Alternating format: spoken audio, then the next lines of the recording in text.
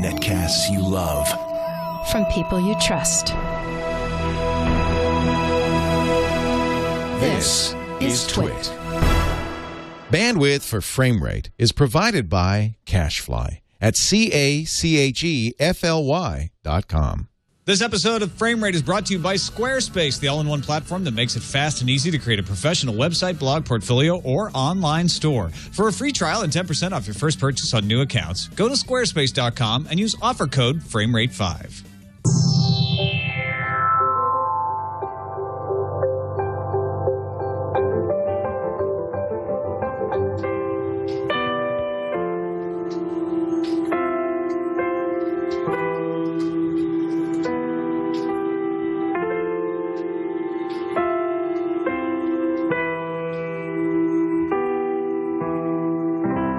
Ground control to Major Tom.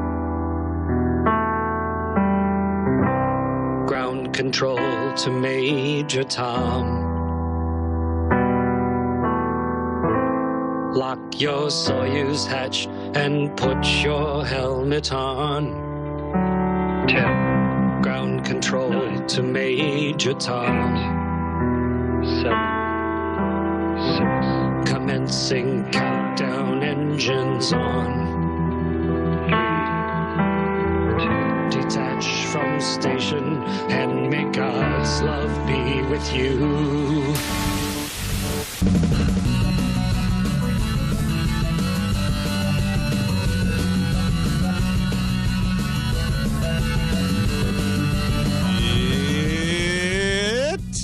It's Frame Rate. Welcome to Frame Rate episode 124. I'm Tom Merritt.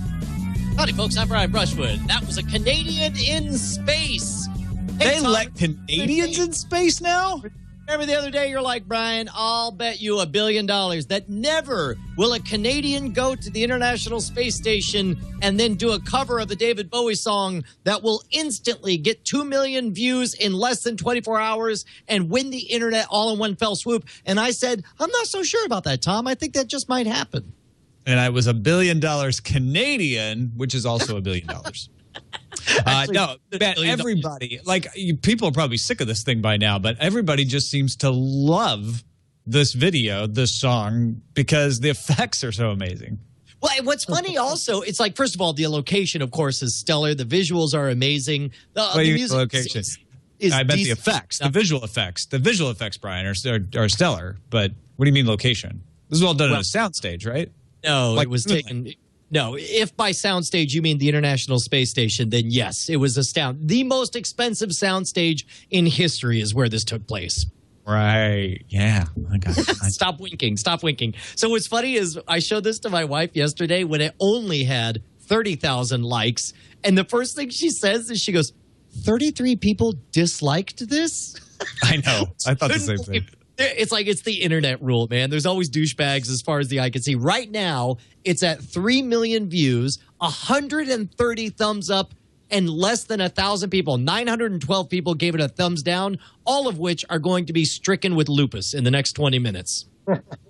According to NASA. Yes. Let's join that chuckling voice into the conversation. Our guest today, Mr. Scott Sigler, author of Nocturnal, The Galactic Football League, and all the books you should read. Welcome to the show, Scott. Hello, gentlemen. How are you? And I do have to agree with Tom. Fake. Totally fake. There is no space station. There is no moon. What's wrong with you, you sheeple? I'll tell you what, man. If it is fake, that's even better because this is a colossal con that started 25 years ago.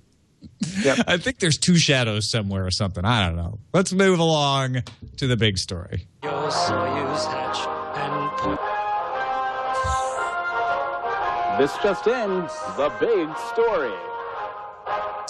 ABC, at its upfronts tomorrow, will launch a live streaming service on its iOS app. They say it'll follow to other platforms like Android soon enough, but it starts on iOS and will allow folks in the Philadelphia and New York areas to stream ABC programming live as it happens on their television, Brian.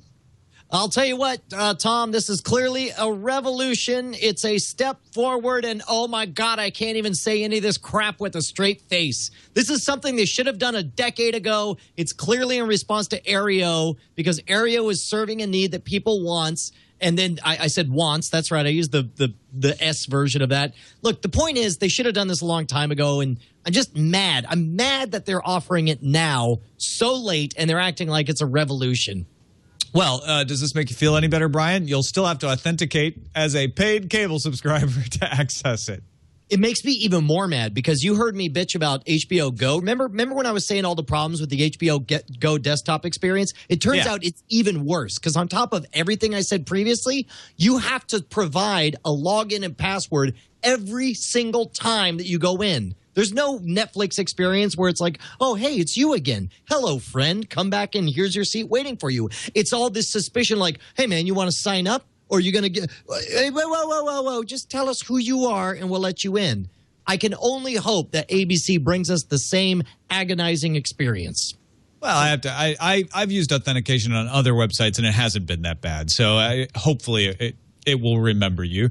Scott, when you look at, on the one hand, Aereo, which for now $8 a month will stream you all of your local channels, or ABC, which says if you pay $40 or $70 a month for some other service, then we'll let you stream ABC. Which sounds better to you?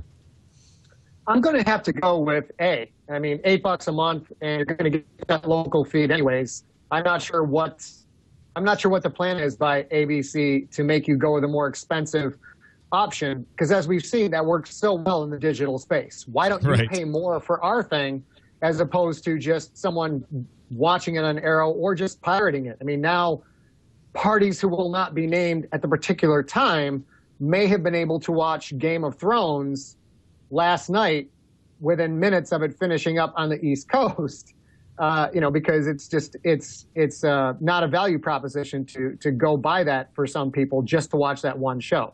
It's so expensive.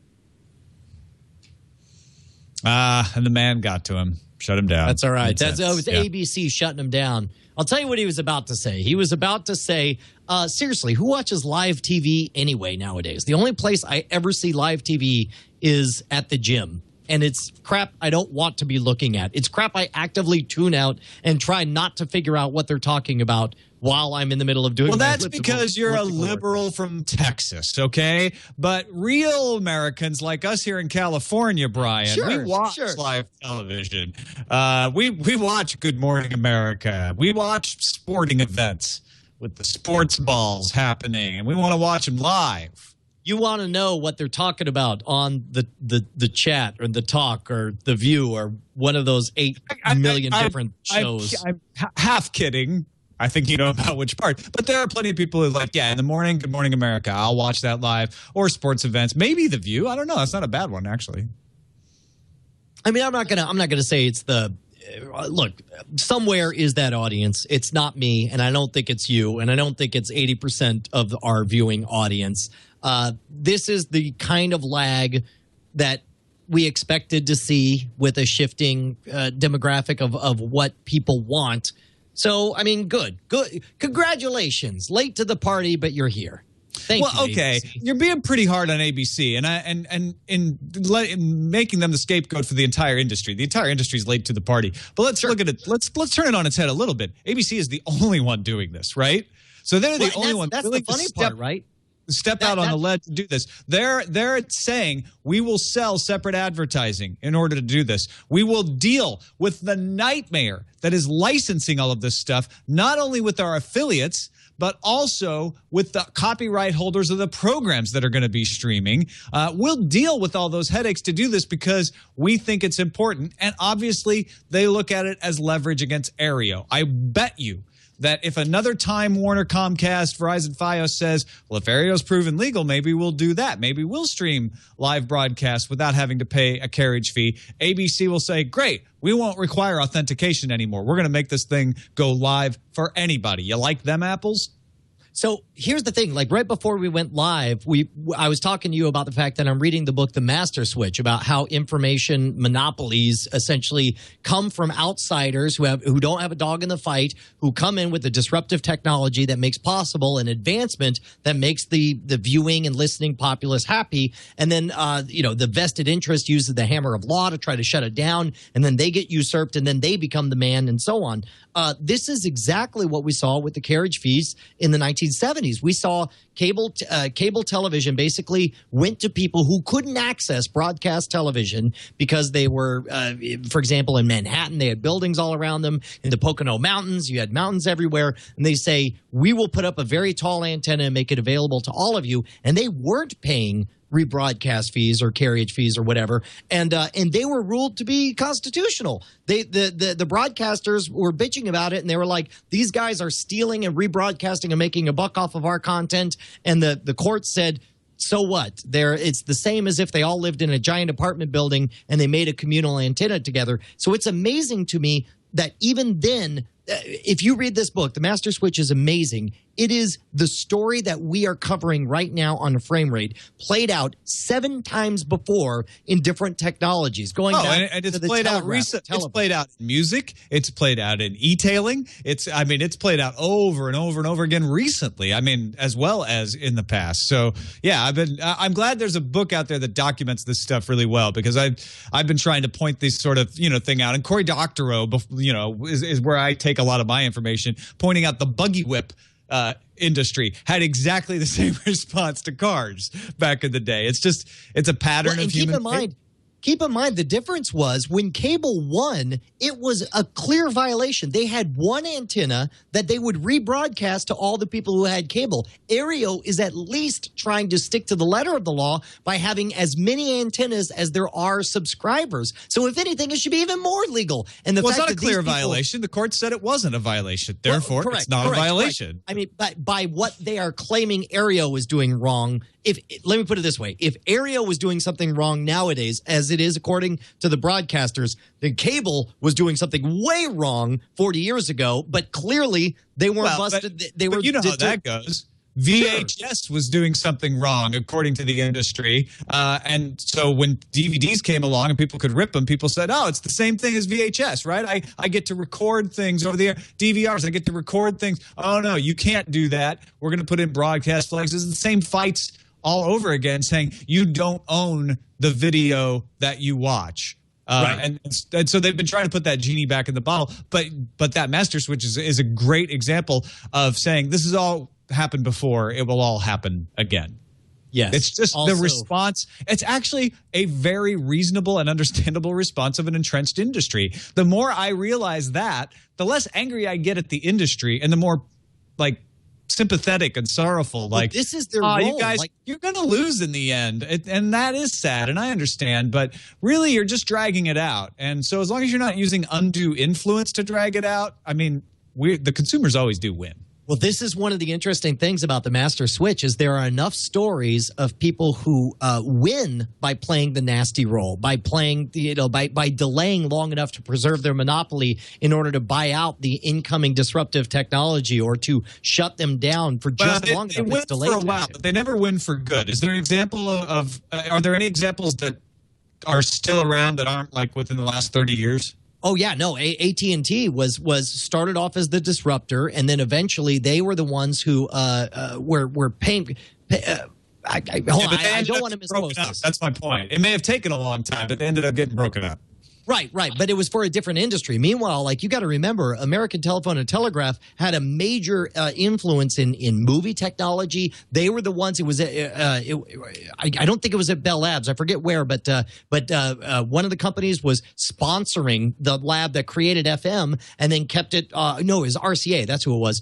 And then pushed it off to the side as one of these theoretical down the road things, and then eventually came out with it. Same thing with certainly RCA dominated. They played the game right with television. Philo Farnsworth was the one who created television as we know it, but they were able to Well, he is one of the people who created television. He's certainly not the only one. There's a lot of people involved in that, including Logie Baird. Right. There was mechanical television, and then there was electronic television. He was the first one to Logie create Baird and did electronic television. But go ahead. All right, but at any rate, he had it, and RCA, by delaying long enough and by shutting him down long enough, and they, in the history books, they're the creators of broadcast television. I mean, Time did its retrospective of the last 100 years, and they did not list Philo Farnsworth as the creator of television. They created, I forget his name. I read the book today, and so I'm already forgetting names. But regardless, read The Master Switch. It's amazing. Read the chronology of tech history, because a lot of the facts that the Master Switch is citing are in there as well. Let's go to another big story. Chad?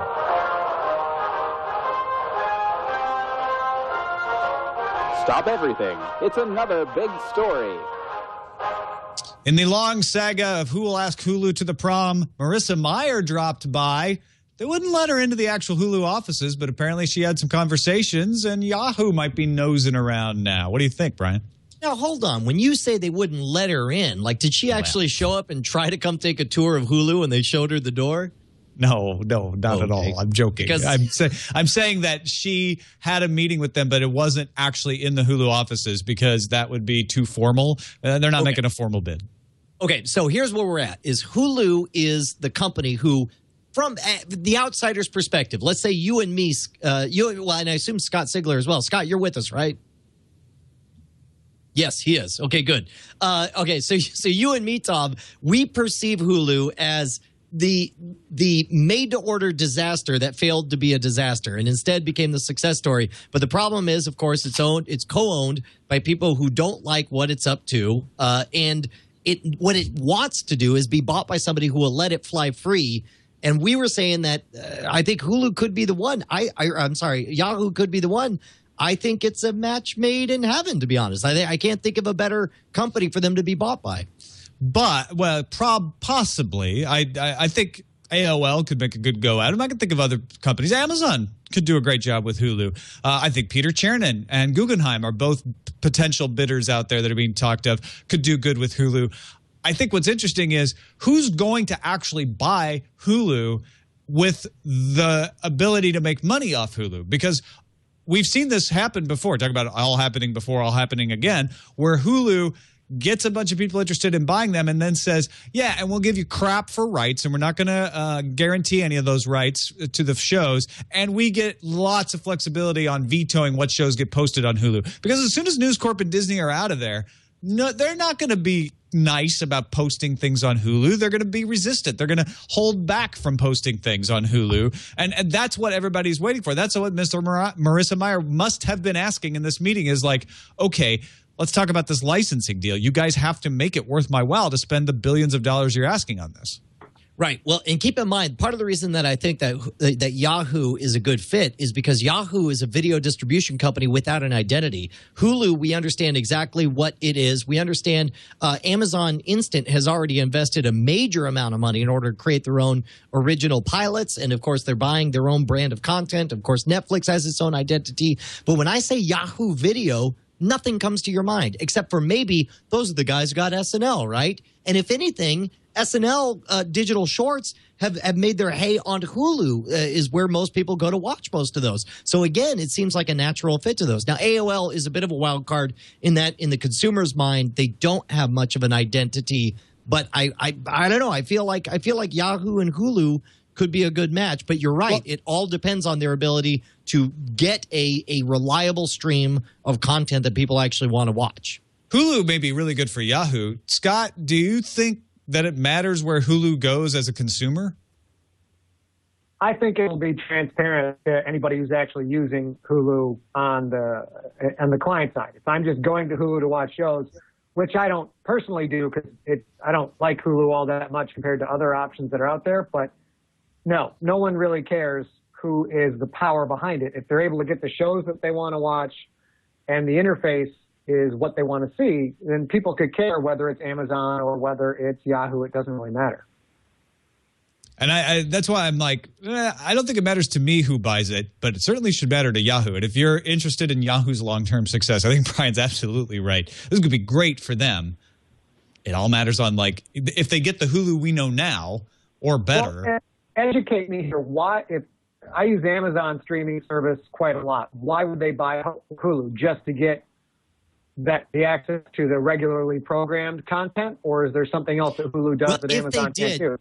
Keep in mind that Amazon Instant has a relatively strong third place position, we'll say for sake of discussion. Hulu has a strong second place position. If Amazon were to buy Hulu, they would instantly become bigger than Netflix. And that's the big story that I think, or at least as far as their brand would be. They would have the distribution, they would have the content, and all of a sudden they would be taking Netflix very much head on. And I think that is an unlikely but a powerful play were Amazon to make it. Well, yeah, and getting those relationships is one thing, if they can get them. That's the big question. But you also do get some other things. It's not as valuable, but you get advertising relationships, which Amazon probably doesn't have right now. You get a lot of technology. It could be considered an acqui-hire in a lot of ways, not at the price they're asking, but you're going to get a lot of talent, people who have learned how to make streaming video work on the internet, who have pioneered advertising supported, and so Amazon can put those engineers to work right away.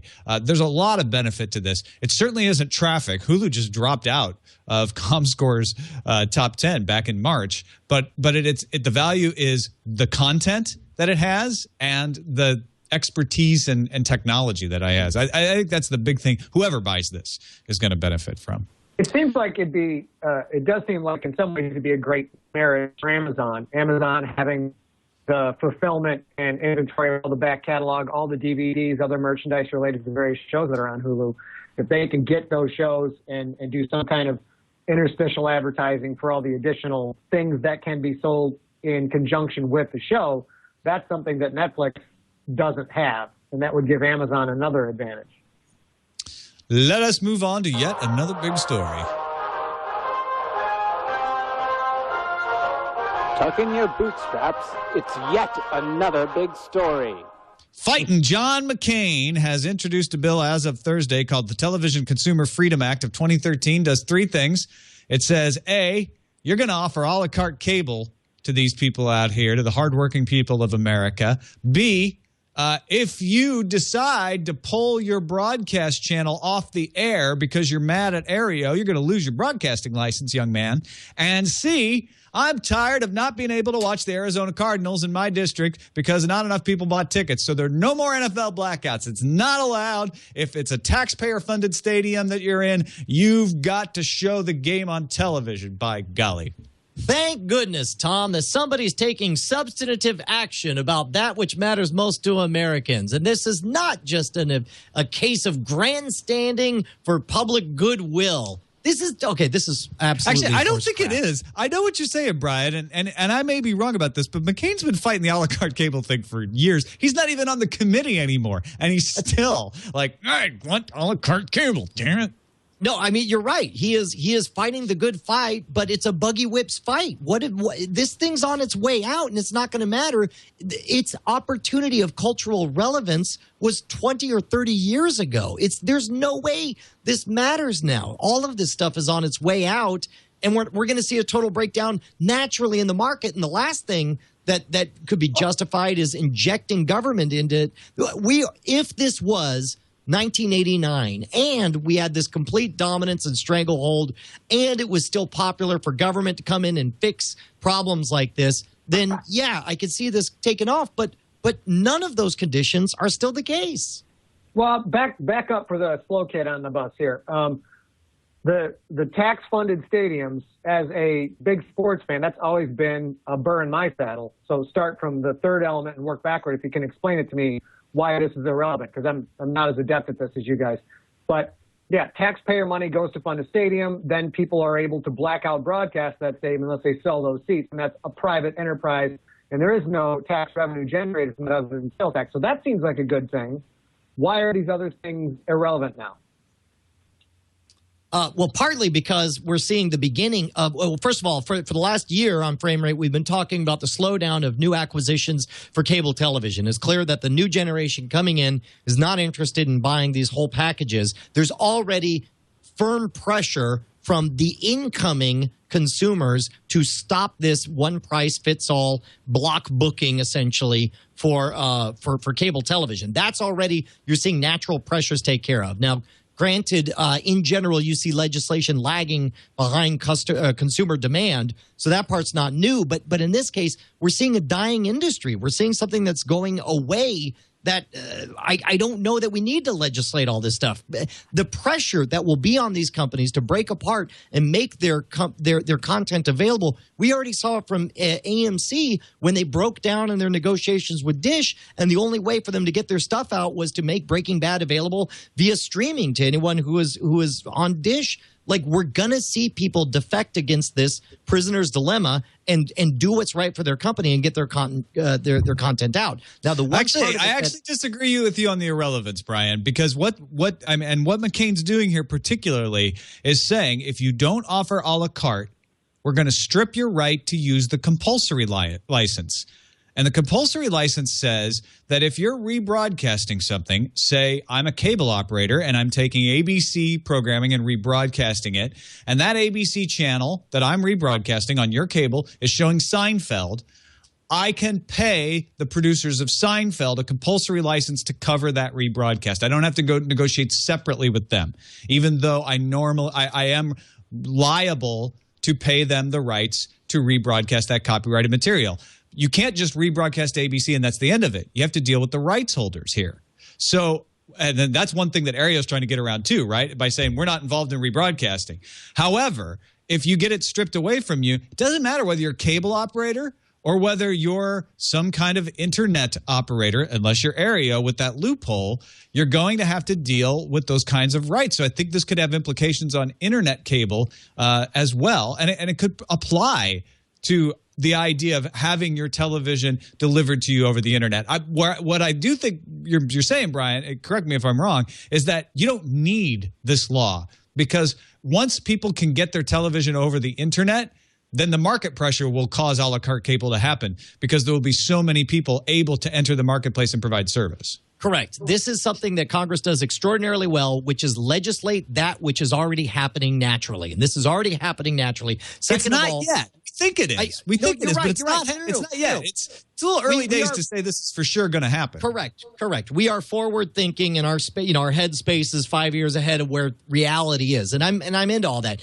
But I don't believe that we are close enough to it happening that I don't see this getting any traction. I see that that cable television has an entrenched interest and a big enough war chest to keep this from happening. And once you know that your bill's not going to make it, you can afford to promise everything. And that's what this looks like to me. This looks to me like an idea that he knows isn't going to go anywhere. So while you're at it, why not promise the world? And then because at least you'll generate the goodwill with your constituents. Well, I don't know why you don't like John McCain.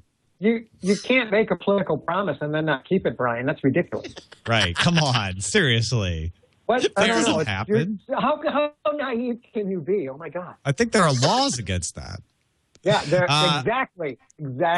As a footnote, the Senate Communications Subcommittee hearing on the state of video is happening tomorrow, May 14th. So turn on your C-SPAN at 10:30 a.m. Eastern Time and watch as NAB and NCTA all parade and talk about how they really need laws passed to stop Aereo, and a la carte cable would ruin them. So government, please don't intervene in our industry except where we want you to intervene in our industry. That's what's going to happen. Also, please don't go back and look at the history of the world where you already have a precedent where you covered this kind of thing and said it's okay.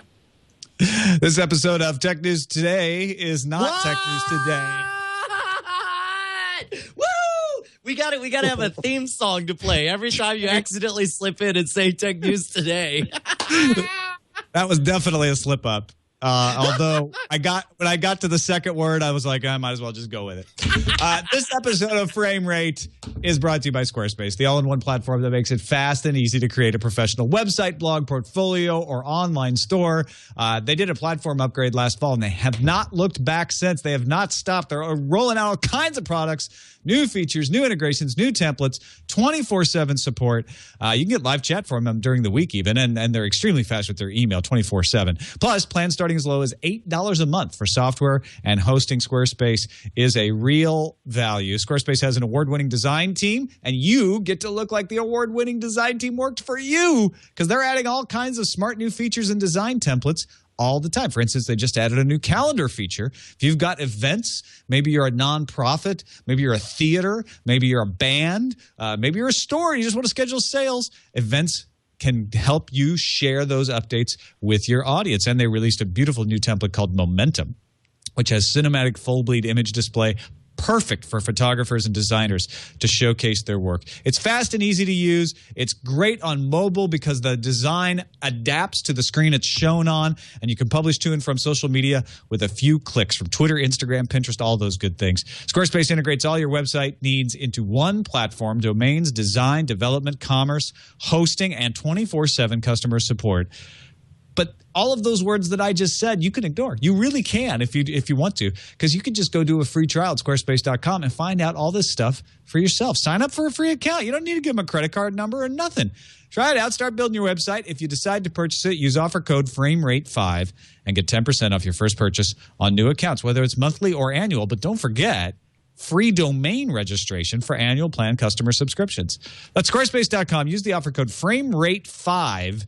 Everything you need to create an exceptional website. And we thank Squarespace for their support of the NSFW show.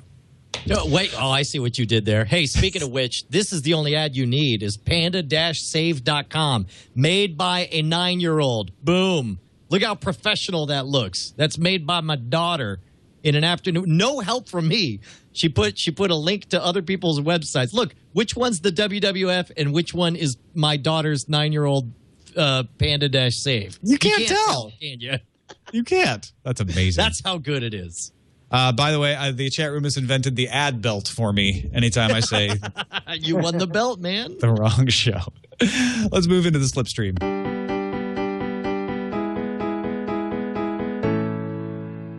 YouTube has unveiled those paid subscription channels that we thought they were going to bring to us, and they start at 99 cents, although most of the ones I took a look at were more. They were like up around $3.99 or $4.99 a month.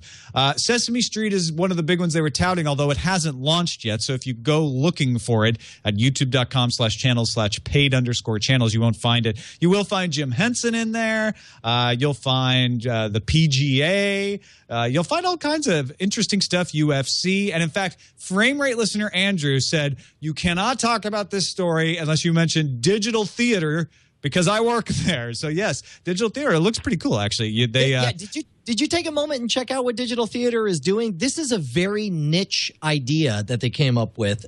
Basically, what they do is they take popular plays in the, I assume, the UK theater scene, and then they do high-quality recordings of them with audiences there. And so it's like, if you look at it here, let me just take a quick look at it. This is one of those niche things that I never would have thought of. But take a look at this. Wait, here, we'll go ahead and throw that on there. We film each production in front of a live theatre audience to capture the thrill of performance. My dear Lady Disdain, are you yet living? Didst thou note the daughter? So what's great is this is the kind of thing that I never would have thought of, but somewhere out there are people who love theater, and this is the kind of thing that they'll be happy to spend, somewhere between 99 cents and $5. Well, you're going to pay $4.99 a month for that one, Brian. $4.99 a month. Right on, man. Well, I'll tell you, this is the kind of niche thing that we couldn't have even thought of in advance, but I think is right on the money. Isn't that what's the king going to do about that? That's a la carte action. Is he going to be behind this? You could pay for just each line from each actor that you want to hear. Why are you paying for the whole play? Come on. It really is an interesting number of partners. Now, they have a form where if you are a partner and you want to sign up for this, you can apply. But you can't just do this. You have to be a partner that has been approached by YouTube and added in. This is the beginning of it. They say it'll eventually move out to all their partners. Not everybody will have a chance at this. This is different than I thought it was going to be. I thought it was going to be more the YouTube stars providing like some insider stuff. This looks like, for instance, what Sesame Street's going to do. Sesame Street has a channel with clips, and they're going to say, hey, if you pay us a monthly fee, you'll get to watch whole episodes. Mm-hmm. Yeah, I'll tell you, this is one of those things where it's any marketplace has ugly parts to it, and it also has novel things that you wouldn't expect. And the fact that they're introducing a brand new marketplace for what is universally an unpopular idea, the fact that on YouTube you have to pay for something, will have some disasters. But along the way, you're going to have innovations. You're going to have products that nobody would have thought of before. And I think in balance, I think the consumer's going to win, even though right now it feels dirty to have to pay for something. I don't think this appeals to the normal YouTube watcher, the normal YouTube viewer. This feels like a bigger play where you're going after, obviously Sesame Street. You're going after moms, you're going after dads, you're going after people who want to get more of that content on for their kids. Those might not be your typical YouTube viewers or the PGA, for example. You're now competing with the Golf Channel on TV. It's not people who are watching, Sexy Phil every day. It's people who are going to happily pay 99 cents to $5 a month to get exactly the kind of professional content they want. So it seems like it appeals to a different audience than YouTube is getting right now. It seems really smart. Which is fact, exactly the way it should be. When I look at things like big star movies, I wonder if the biggest problem here is the fact that you can only get this on desktop right now. It hasn't moved to any other platform. For instance, an Apple TV, if it's hooked up, wouldn't be able to take advantage of this. Yeah, that's the only problem that I detect is that I saw, as Chad was flipping through that, I saw some children's programming, and until, which I'm surprised that you can't automatically log into it, because I know that, on the Xbox or any of these other set-top devices, you're logged into YouTube, and I know that Google is a very pro-scalable company, so it surprises me that they wouldn't have this be scalable right out of the box. But again, this is their toe in the water, so maybe it shouldn't. And they did say that they will bring it to other platforms, that they just haven't done it yet. Aereo, as I mentioned, I alluded to this earlier, has streamlined its plans. One of the things I liked about Aereo when they launched is that you could buy a day worth of viewing. If you're just like, oh, there's a game on today that I want to watch and I don't have cable and I don't have good over the air, you could have paid for that. They've gotten rid of that.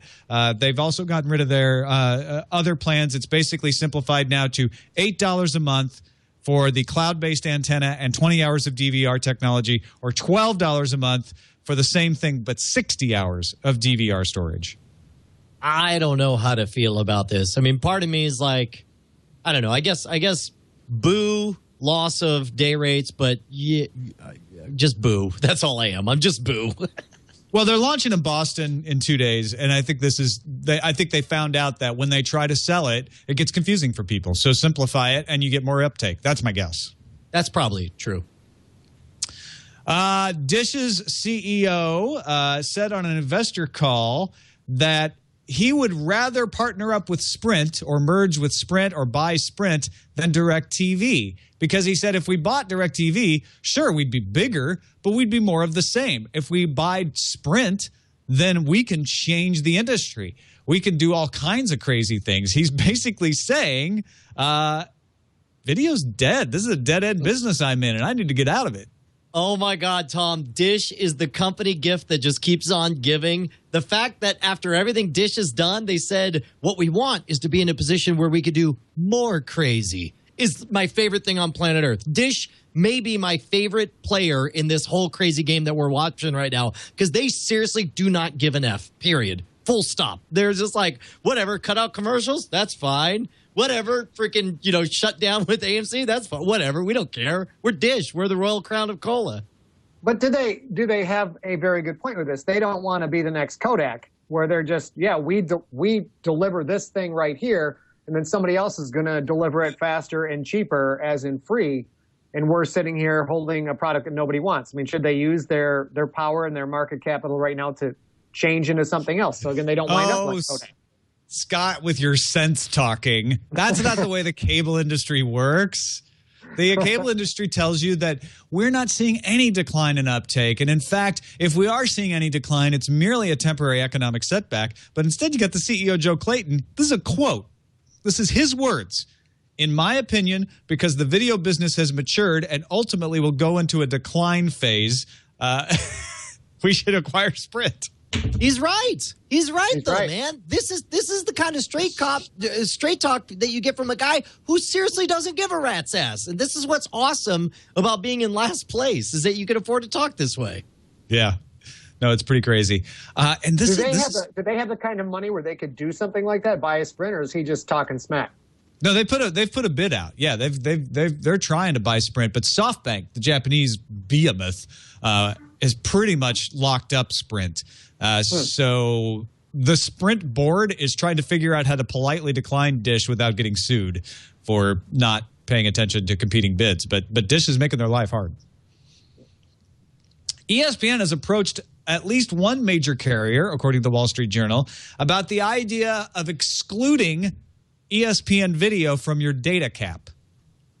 Now, this trends into net neutrality area, but don't forget that wireless internet was given an exemption to some of the net neutrality guidelines of the FCC, so it's not immediately a violation of net neutrality on the face of it. But I think it's really interesting that ESPN, which is one of those networks that's fighting to say, no, cable, you have to keep paying us big money, and you can't do a la carte cable because we want you to keep paying us big money even for people who don't watch sports, is willing to go pay the carriers to deliver their video to exempt you from your data cap.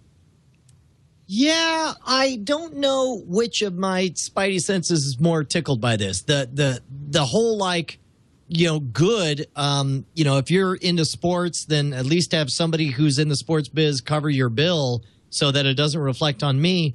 Or the whole, like, I don't know how I feel about this because, as you know, I'm not ever going to use this service or derive any benefit from it. Yeah, forget about the fact that it's sports. It's the content doesn't matter. Let's say some kind of content that you seriously care about, maybe it's HBO, comes and says, hey, Verizon, we'd like you to exempt any video from us that you carry from the data cap. I'll tell you what, this is that poison pill that makes me uncomfortable about net neutrality because I like the benefit that I would get out of it. There's a reason that people say yes to this, but now you're putting a crack in it. You're saying that it's okay for major content providers in order to secure its ability to get its content to you over other content and receive prioritized traffic. I'm not comfortable with it, and I don't like it.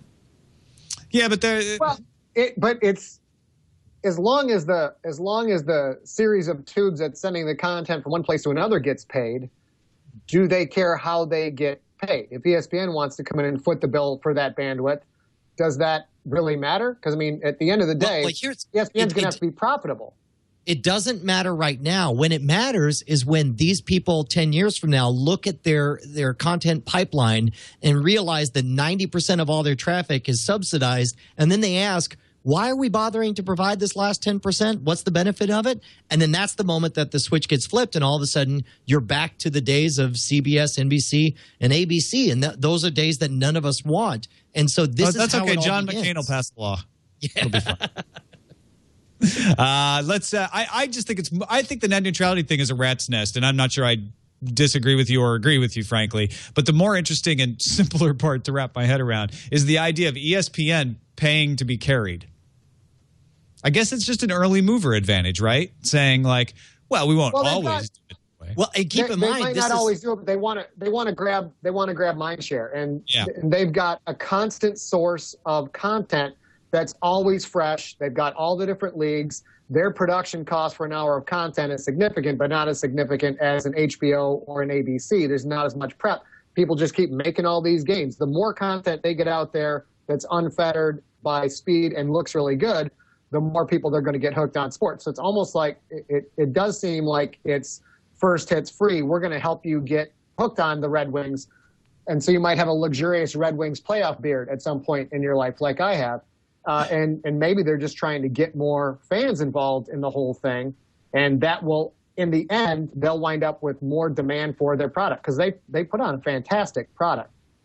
Keep in mind also that ESPN was the first company to ask for cable companies to pay them for the right to cover them or to carry their channel on their networks. So this seems like a weird inverse that they would be the first to offer to pay in order to show up on smartphones.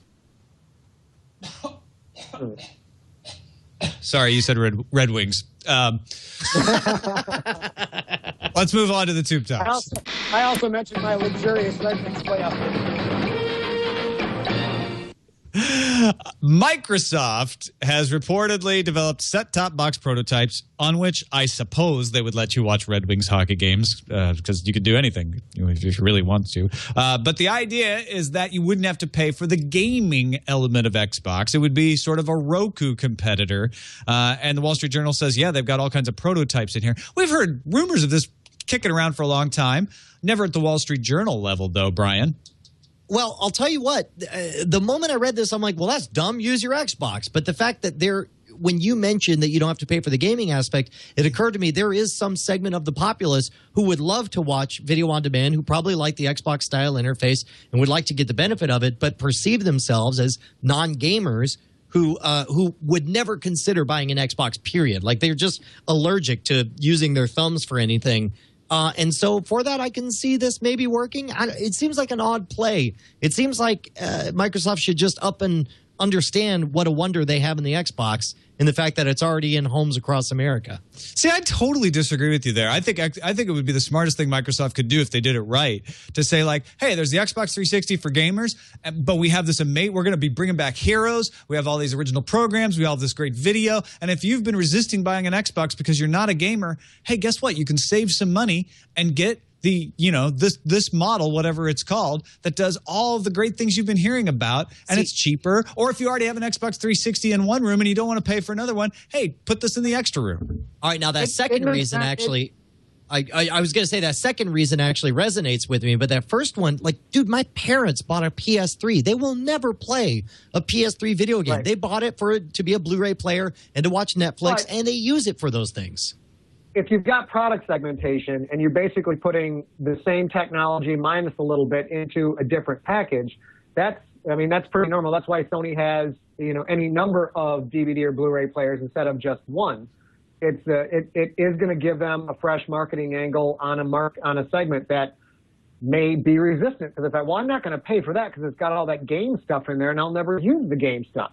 But they're just repackaging what they've already got into a different form, and they get to go after a whole different market segment. So they get, good, better, best product offerings, get more people to buy their stuff, and they don't really care because all they care about is controlling we want to control the content that is sent through our system to your TV. The people who control that are the real kings of this at the end of the day. All right, let's move on into the film.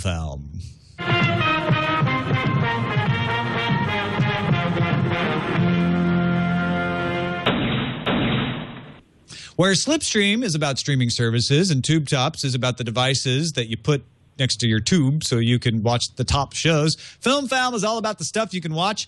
The upfronts. Remember we talked about the new fronts from the web companies last week? The upfronts are happening this week from the traditional broadcast companies. IO9 has put together some of the shows that will be coming from the various networks that are sci-fi related. And one of the best ones looks like Believe. It's a J.J. Abrams production. In fact, half the shows in this list are J.J. Abrams productions in one way or another. And Alfonso Cuarón is going to be writing, producing, and directing. You know him from Harry Potter and the Prisoner of Azkaban and Children of Men. If you guys haven't looked at this, scroll down through this article and let me know if any of these titles are catching your eye. The only one that I don't see on here that I know is NBC is going to bring a Dracula series with Jonathan Rhys-Davies involved in it. I'll tell you what, as long as... Oh, go ahead, Scott. I was going to say, is he going to be Dracula? Because I'd watch that. That'd be a different take on Dracula. Yeah, I think so. I think so. I'll tell you what, that cat, what was that guy's name? The director who did Children of Men? Oh, Alfonso Cuarón? Alfonso? Yes. Dude, did you see the trailer for Gravity? The teaser trailer that just came out? Dude, I just dropped it in the doc at the very bottom of Film. I don't know if it is hair-raising, chilling, stunning. It's amazing. It's coming out this fall with George Clooney and Sandra Bullock, and it looks we're confusing people. This is a movie? This is the movie by the same guy that you just mentioned. Right, but this is not one of the shows that's coming this fall. No, but this is how awesome he is, and Children of Men was also awesome. Listen to this. Watch this.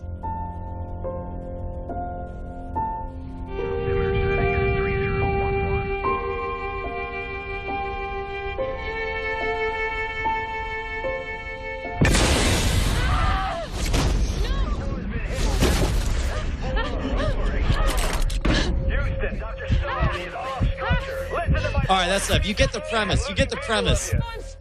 Like up there, 372 miles above the Earth, and all of a sudden an asteroid just obliterates chunks of the ISS and severs your connection to reality. And you don't know if, I assume this movie ends with them burning up in the, as they fall to Earth. It's a short. This looks amazing. It's a 10-minute film. Yeah. Well, Believe is the show that's coming from Cuarón, and it's about Bo, who has had gifts she could neither fully understand or control, raised by a small group known as the True Believers, starts to have her powers get attention, and she meets this guy Tate, a wrongfully imprisoned death row inmate who's lost his will and is reluctant to help her until he witnesses one of her extraordinary abilities. A little bit supernatural, a little bit on the edge. I don't know. I'll tell you what, man, I'm still floating on nothing but goodwill from Children of Men. Maybe one of my top 5 movies of all time. Certainly one of my top 5 science fiction movies of all time. So anything that director touches, I'm going to watch. Scott, if you're looking at these, do any of these catch your eye? Perhaps Almost Human about a RoboCop? I'm far more excited about the general breadth of sci-fi and genre content that is being offered. As a sci-fi author myself, and as someone who's actually got an adaptation of one of my books, Nocturnal, which is being pitched to some networks right now, to see that genre shows are still getting solid ratings and they're getting diehard audiences, and that even though sometimes sci-fi seems to get the short trips quickly, or people saying this, is this good TV? Is this serious TV? It's the stuff that people are watching, and this avalanche of content shows that the networks understand where their bread is buttered, and there's a lot of people trying to get a piece of this pie. So as far as getting to see more of the stuff that people who are watching this show probably want to see, it's pretty exciting to see that the networks have more to choose from.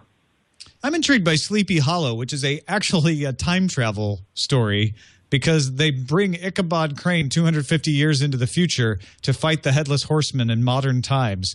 It's from Alex Kurtzman and Roberto Orci. You might remember those guys from Fringe. So there really isn't that much coming, according to this, but the upfronts aren't over yet, so maybe we'll hear some more sneak stuff like directed. Also, Defiance got renewed as well. So keep an eye out for that. Well, that's good. We got a trailer for Ender's Game, which, by the way, if you really don't want to be spoiled on the book Ender's Game, don't watch the trailer. But right, now, hold on. Now, okay. See, what's weird is I don't know. I think you stepped in a puddle there, Tom, because by saying there's spoilers in it, now it will be a spoiler if they watch it. Whereas before, well, now, Brian, by saying there's a spoiler, there will be a spoiler, you have confirmed to anyone who had any remaining doubt whether there was a spoiler. That's a good point. Actually, for further discussion, make sure to watch last week's episode of NSFW, where we went deeply into spoiler territory. But Harrison Ford does all but hold up his finger. It's a very classic Harrison Ford performance in this. I'm excited for this movie. I don't know about you guys. I'm actually less excited. I'm sad to report. I mean, the visuals are stunning. Everything, all the elements are there, but like as soon as I heard a kid talk, it sort of took the wind out of everything. I don't know. How come? Why did the kid talking take the wind out of your sails? What was the issue? Part of it is the flat way that they said this is what the movie's about, and they sort of tipped what in the book was a third act revelation right at the beginning, and the fact that the bulk of what we remember from the book is represented in less than 15 seconds of the trailer. There's a lot of things that just sort of set off warning bells for me. And I'm not saying that I hate it. I'm not saying it's going to be a bad movie. I'm not saying it's a bad trailer. I'm saying there's enough that was off from what I had expected that it has me on cautionary high alert. How about that? Do you guys like the IT crowd, or the IT crowd, as it can also be referred to? I still haven't watched it. I am loath to admit. Okay. Well, for those in the audience who are excited, there's a 40-minute special episode being created with the original cast, Moss, Roy, Jen, and Douglas all returning. Graham Lineham is doing it, and we don't know when it's going to come out, but they're shooting it, so we'll get one last look and a proper finale to the IT crowd. Now, I know that you're excited about Arrested Development, and we finally got a trailer for that coming out May 26th.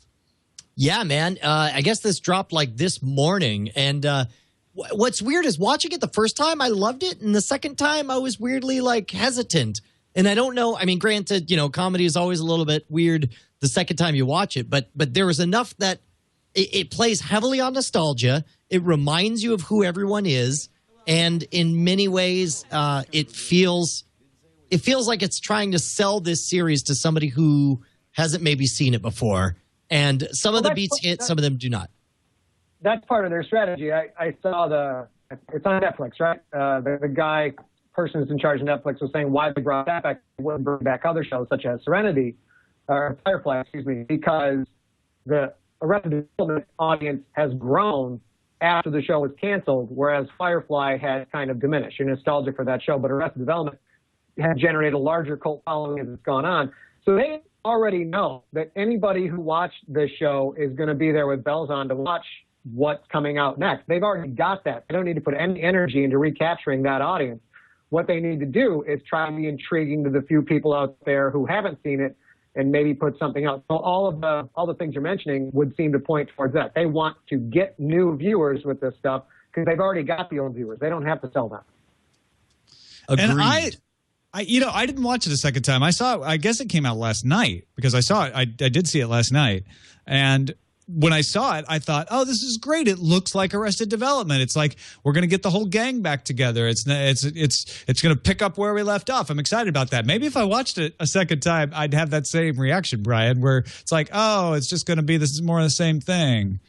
Guess that's okay. And not only that it's not more the same thing in a bad way, but it's always difficult to cut together this kind of highlight reel because you need to take stuff that is funny 3 seconds at a time. And then when you're placed in that kind of pressure with no setup, just all punchlines, you find yourself doing stuff like, well, here's 2 seconds of an ostrich in an apartment. That's kind of funny. And you throw it in there. And it is funny. But it's like maybe that's what has me a little bit off about it. But regardless, still 100% going to watch all of them. Very excited for Netflix. Yeah. Very excited for the return of Arrested Development. But you're kind of hard to imagine how difficult it is to cut a trailer for that stuff when 95% of the humor in that show is all callback and reference. Right, correct. It's not really that. It's not that funny of a show. The first 3 episodes, you're like, oh, I'll keep watching more. It's only as the snowball begins to roll downhill and they start to do all that callback stuff that it gets really funny. To try and sell this to somebody who's never experienced a show before, it's mostly deadpan humor. It's in-crowd humor. You have to know a lot about the show to get everything that's in there. So it's got to be difficult for them to cut that. And to be honest, maybe that's a good sign because they didn't, outside of playing the final countdown, they didn't rely heavily on trying to make callbacks to the original series, which I'm sure there will be a bunch of those in there. But it's all new content that they were doing. So maybe that is a good sign. Well, the car with stairs, too. Got a little callback. Right. Well, and of course, Job was doing magic. And, there's things that are thematically similar or whatever, but they don't make specific callbacks to stuff that was set up in the second season or the third season. It seems like they're trying to make it an approachable single unit all on its own. Props to them for trying to make a trailer, unlike the folks who do Mad Men, who just string together unrelated quips. Well, you're really excited about S.H.I.E.L.D., right? The return of Coulson? Well, okay, regardless how you feel about the whole, like, he's dead, he's alive thing, whatever. S.H.I.E.L.D.'s coming to television, that's rad. To me, what was newsworthy about this is the emergence of Vine as a teaser distribution channel. Look at this thing. This is an entire teaser ad in 7 seconds. Here, can you give us volume on this, Chad?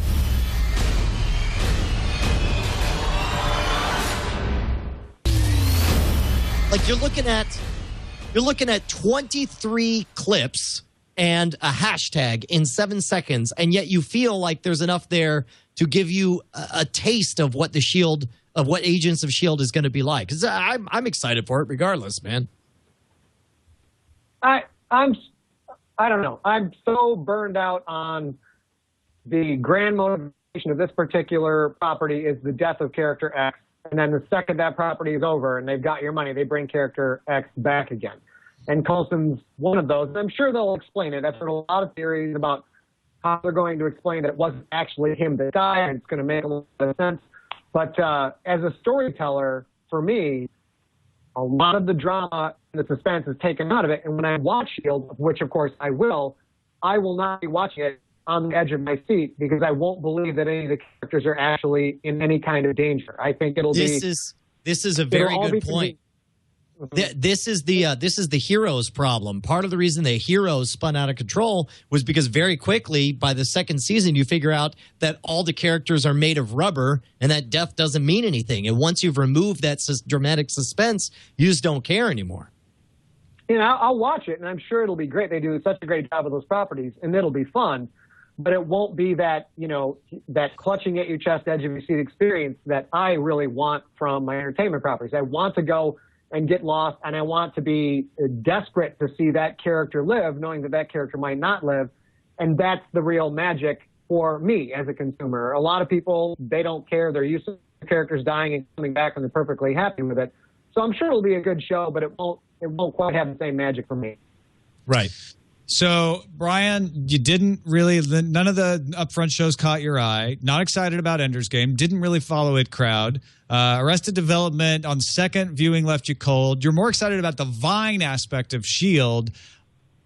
You've got to be over the moon for Wastelander Panda, right? I actually totally am. Dude, yes! If you remember – like a year or two ago, we played a short movie called Wastelander Panda about the last living panda on a post-nuclear wasteland. And it was exquisitely directed. I loved it. It was so bizarre and out there. And these guys are making more episodes. They're coming out May 27th. If you go to wastelanderpanda.com, it's really an extraordinarily bizarre story that they're telling. And I really dug everything I've seen from it. Do you know about Wastelander Panda, Scott? They say I'm definitely going to be checking Wastelander Panda out, though. It is the best post-apocalyptic panda story you will ever see. And here I was thinking I was completely done on dystopian post-apocalyptic stories, and they had to go throw in an MF and Panda into this. That's not even fair. That's not even fair to me. I'm not watching that. I'm just saying. You don't know if that panda's going to live or die either. It really is amazing. Let's move on to the summer movie trip.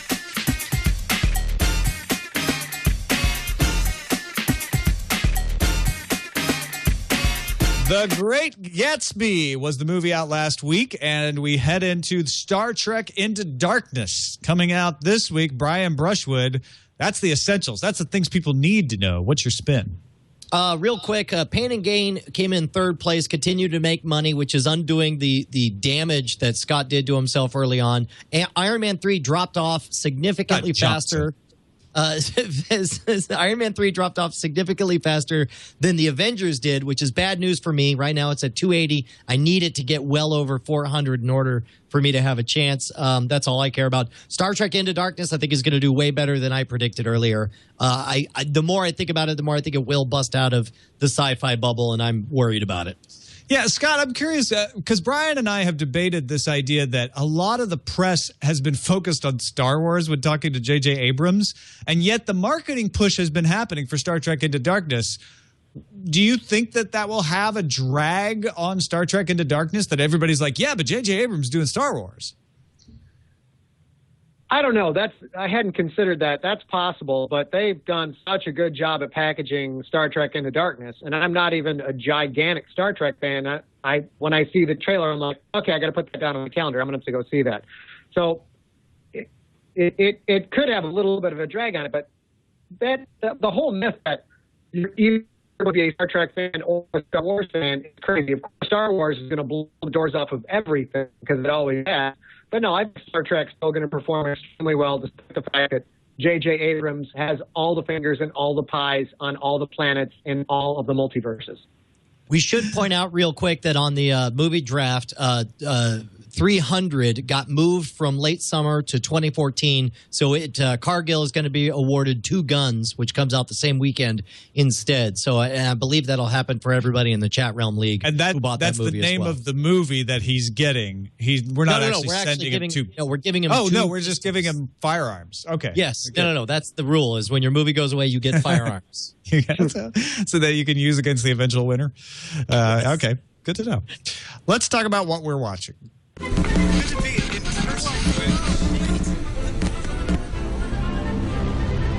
What we're watching. From S.H.I.E.L.D. to The S.H.I.E.L.D., you're rewatching it? Dude, I just wanted to know if it stood up. I noticed that it finally made it onto Netflix as well. Or maybe I watched it on Amazon Instant. Regardless, for me, pimping it as much as I do, I was like, am I deluding myself? It's almost, I guess it's what, a decade old now? Does it really stand up? I went back and watched it. First episode, right from the beginning. It definitely stands up. When I have free time, I'll continue to watch through it because it is the template upon which Sons of Anarchy borrows, which, huge elements of Breaking Bad are borrowed straight from The Shield. Yes, and I'm really enjoying it. What have you been watching lately, Scott Sigler? You got time to watch the videos? Yeah. Well, I got a treadmill at the homestead, and now that I'm in this is the kind of the best thing ever, right? Is I got a show being pitched, so I get to watch a lot of stuff from different directors and different networks, et cetera, to get caught up. Oh, go watch this guy's show. He could possibly, if all the stars align, he could be involved. I'm like, okay. So I get to watch an hour's worth of TV every day while I'm on the treadmill. So I'm double dutying. Obviously, I'm watching Game of Thrones because I read all the books, love all the books, and it's such a spectacular product on the screen. Watching a show now called Strike Back, which is a Cinemax action adventure show, about 4 episodes into that and really digging it. And then going back and watching Deadwood, which I have never seen before. Oh, wow, cool. Yeah, those are the ones that I'm watching right now, loving all of them and really kind of rolling in this golden age of TV that we're in right now with so much good stuff out there. Just finished the latest Dexter season, and I'm a Dexter fanboy, so I don't care what anybody says. I enjoy all the seasons. And Cosmos, going back and watching all the old Carl Sagan Cosmos. So I'm doing a lot of throwback watching from Netflix and Amazon streaming and stuff like that, and can't wait for Breaking Bad to come back. I've been watching Defiance. I keep forgetting to mention it because it's on Monday nights, and by the time we do the show the following Monday, I've forgotten. But it's still keeping me entertained. I'm still enjoying seeing the mountainous St. Louis with the arch there, and last week's episode was sort of what you'd expect from this far into the season, like good enough to keep you going, a little bit of story arcs sprinkled in to keep you intrigued. So I think they're doing a good job with that show. Orphan Black blew me away a couple of weeks ago. It's starting to groove on that new storyline twist that they created, so I'm waiting to see if they can keep flipping it. But even so, I'm really liking it. And, of course, I'm watching Game of Thrones as well. Mad Men, I'm still enjoying Mad Men. It's just like watching a pretty picture book, frankly. And Doctor Who. I was going to say real quick. Oh, I'm sorry. Go ahead, Scott. Yeah. Have we seen monsters in Defiance yet? Have we seen the big aliens in Defiance? Like they case them when they're playing the game? There was in the first episode, you got to see some of the big monsters. They haven't really come back since, not in any big way.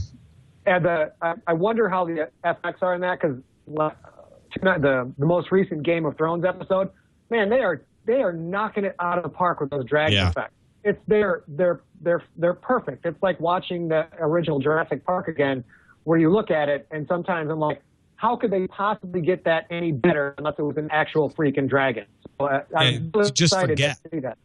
You're like, no, they must have gotten a dragon. Yeah, somehow. Yeah.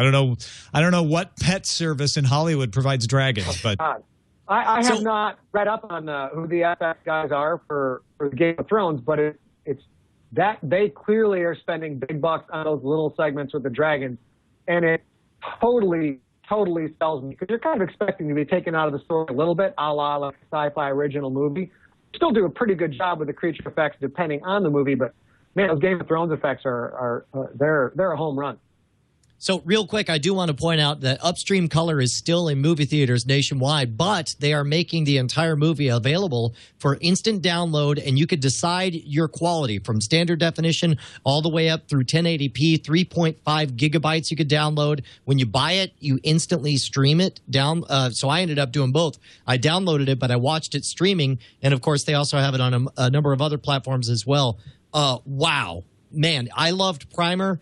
And Upstream Color was very different from Primer, and it was sticky in a way that I've not experienced in the movies in a long time. It's really sat with me, and there are things I would like to say about it, but since you haven't seen it, Tom, we'll have to save it for another spoiler zone. I'd really like you to watch it, though. I think it's $20 for you to buy it right now.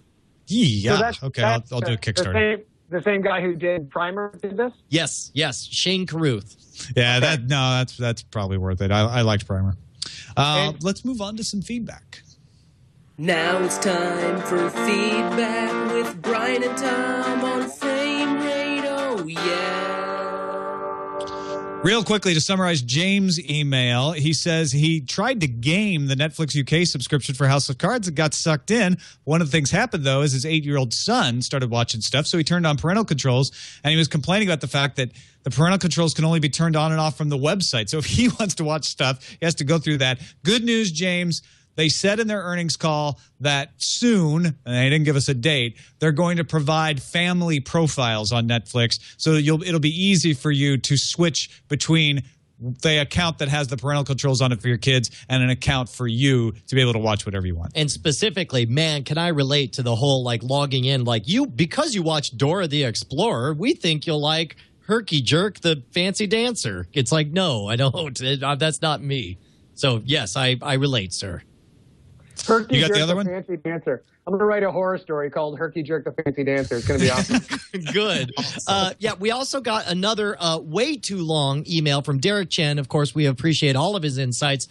Derek wanted to throw in some thoughts in regard to our discussions about the new fronts. He says that, among other things, he says it's important to understand that not all video is equal, because don't just draw a parallel between Hulu's like this cable station, YouTube's like that cable station. He says they are all playing different games. Hulu follows the traditional television approach the closest.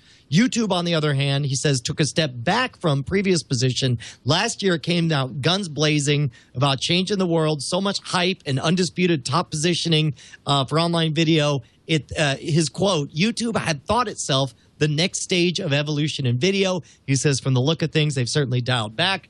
He says Yahoo and AOL are in a trickier spot because partly, I assume, because of their ill-defined positions. Yahoo and AOL, hold on, somebody keeps changing the title. So I keep losing my place here.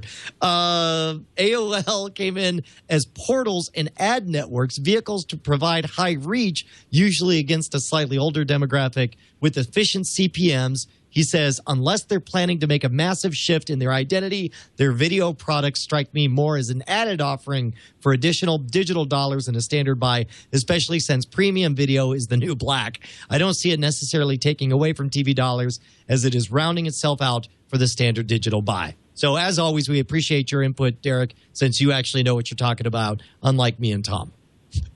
That's it for Frame Rate. Scott Sigler, thank you so much for joining us. Thank you guys for having me on. Appreciate it. ScottSigler.com, of course. And what you got going on these days? Which of your books are you pushing the most? What's happening? Where can people follow you on Twitter? All that stuff. Well, if people haven't read me before, there's a great opportunity out on Amazon right now. My book, Infected, is just $3.99 for the Kindle. Go to Amazon and search for Sigler Infected. Get your penicillin shot while you're at it, of course. That is the start of a trilogy. The second book is Contagious, and the third book, final book, Pandemic, will be out in January 2014. That's what I'm working on right now. And as always, 2 places you can get all my audiobooks for free, serialized audiobooks, ScottSigler.com. We're in the middle of podcasting book 4 of the GFL series, the MVP, and then over at Podiobooks.com, PODIOBOOKS.com. I've got like 10 full-length serialized, unabridged audiobook novels there for free. So people should go check that out. Scott, go have you considered contracting like an extraordinarily rare disease just for the newsworthy SEO optimization that you would get from everybody searching Scott Sigler Contagious and Scott Sigler Infected? No, I have not, but that is a really good idea. I'm just going to have to I'm going to have to tailor the symptoms so there's not a lot of vomiting or skin slopping. I don't like that so much. Awesome. That's it for this episode of Frame Rate. You can find us on the web, twit.tv/FR. We are live at live.twit.tv every Monday, 3:30 p.m. Pacific, 6:30 p.m. Eastern. And you can email us, framerate@twit.tv. We will see you next week.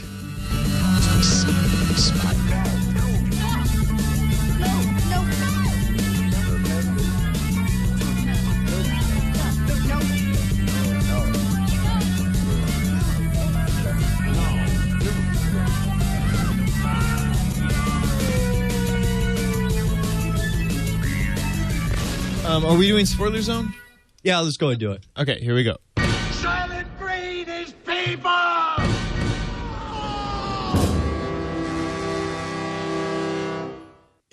Le spoiler zone. Bienvenidos. Wait, that's two different languages. Hi, it's the spoiler zone. So we didn't warn you about this. So if you're still watching Frame Rate and it's just gone into it, stop if you don't want to be spoiled about Game of Thrones. You just did it, man. You set foot in the spoiler zones. Do you feel sullied? Do you feel dirty? You feel filthy all over? Or are you unsullied, Grey Worm? Oh, I hear what you did there. Hey, there's one movie I forgot to mention in what we're watching. I force-fed Bonnie 40 minutes of highlights of Cabin in the Woods. Like, I saw that it was on Netflix, and I was like, did you ever see that? She's like, no, I hate horror. I was like, okay, now let me just show you the best parts of this. And then I skipped through everything. She's like, yeah, but I hate all this. I'm like, I know. Okay, but here's where they are with this. And now they're back over here. Here's the twist with this part. She's like, yeah, but I don't like this kind of movie. I'm like, I hear you. But then you get to this twist right here. And then by the time it was over, she was like, I'm going to make you watch Love Actually. Like, not the whole movie. I'll just forward to all the parts where they kiss, and I'll point out how awesome it is that they're kissing. So there's your Game of Thrones spoilers, everybody. Thanks for watching. Oh, wait, sorry. That's actually funny. Love Actually is a movie I enjoyed seeing, and I liked Cabin in the Woods both. But I get what she's saying. Like, to some people, making you watch Cabin in the Woods is like making you watch their favorite genre movie of some type. Well, and I thought it was cutting out all the horror-y parts, right? Because, like, she knows the tropes of horror. And I'm like, yes, fill in the blanks for this part. Here's the next element that's outside of it that makes it kind of postmodern. But she didn't buy any of it. Cool. So, Game of Thrones? Yeah, cool story, bro. Let's talk Game of Thrones. What do you think? I suck. Game of Thrones. This was a better episode than last week. Not that any of them are bad this season. But because we got Daenerys, right? We got some Stormborn. We got some dragons. But in some ways, it was the same type of episode, like a lot of connective tissue. And I know what they're doing. They're trying to build the tension to, big events happening towards the end of the season. We only got a couple episodes left here. But is it just me, or are you getting impatient? I'm way impatient. This is the first Game of Thrones episode I ever checked my watch during, and I felt like I didn't even think about it at the time. I'm like, how much do we got? And then I was like, what have I done? I felt dirty. Cut off this wrist. I was like, what? And this one was written Jamie Lannister me right now. This one was written by George R.R. Martin, is what it said at the beginning. It said written for television by George R.R. Martin, which I assume means he wrote this episode, right? I don't know. I will double check that for you using my secret resources. Chat room will do only it. I have. I believe it was. I do know that I thought the Jamie Lannister bit was boring for me, but Eileen loved it. Eileen was like, wait a minute, are we supposed to be starting to like Jamie? Because I'm starting to like Jamie. Is that a bad thing? Am I wrong to start to like Jamie now? So I think this may be an example of knowing too much does ruin it for you. Yes, and in fact, in two ways. First of all, it is novel to anyone who realizes that this is the first time that you're able to relate to Jamie. And also, to you and me, we felt absolutely zero tension about that whole end scene because we already knew who emerged victorious. Totally. And so as a result, it was kind of a non thing. And I found myself judging the computer graphics of, how they composited the bear in there and like how good the bear's acting was. And so, which of course is not necessarily what they want us to do. So I would imagine it's very different to somebody who's not familiar with the books. This was written by George R.R. Martin, this particular episode. Also, holy cow, where there's a lot of boobies and butts in this episode. Yeah, honestly, was like, this scene doesn't need to be this long for the dramatic purposes it is delivering. Yes. But, also, okay. I think fully a third of that entire episode had naked body parts. Is that right? Really? A third? Well, I mean, you had the whole Yeah, you got the whole thing with Theon, and then you got Rob. Yeah. Although she obviously didn't agree to full frontal because they had her very well couched in Rob's. So you're only seeing her butt. But wait, are you complaining? What is this? No, I'm just saying that actor obviously had not agreed. So it wasn't as much. Didn't contribute as much to the nudity as you were saying. Sure. The scenes that were good and that did stand out, I really enjoyed. I found myself actually pitying what's his name, Joffrey. Like that moment he looked that was a great and scene. weak I love that and afraid. Yeah. When with that moment when he tries to put on airs for his grandfather, and his grandfather just walks right. Tywin walks up those steps, and you just see Joffrey just shrink. I thought that was exceptional. You get a real insight into why Joffrey is Joffrey. Like, what do you mean? Because that's who his father figure has been, not Robert Baratheon. It's been Tywin. Right. Tywin Lannister is the guy that has turned Joffrey into the person who he is, trying to prove that he's as tough as Grandpa. So, and what else? I thought the scene with Daenerys was a little bit weird in that it didn't couch, like, she's the invader in this situation. And it's an abstract idea that she's going to go in and liberate these slaves. And it was a little bit harder to relate to her in this context, which I believe is where we were in the books with her, because at some point, like, she kind of falters and needs to figure out, how to rally her troops and how to learn to lead a city, although I believe it was after they invaded this one, if they did. Yeah, 100% disagree with you there. I thought her scene was fantastic. I thought it showed her as strong, as willing to go against the advice of her advisors because she has a belief and she's strong in it. And I didn't get that we have seen her weakness at all at this point. I believe that what we were seeing from her was her commitment to the ideal of ending slavery. And we have yet to see the effects of that idealism at this point.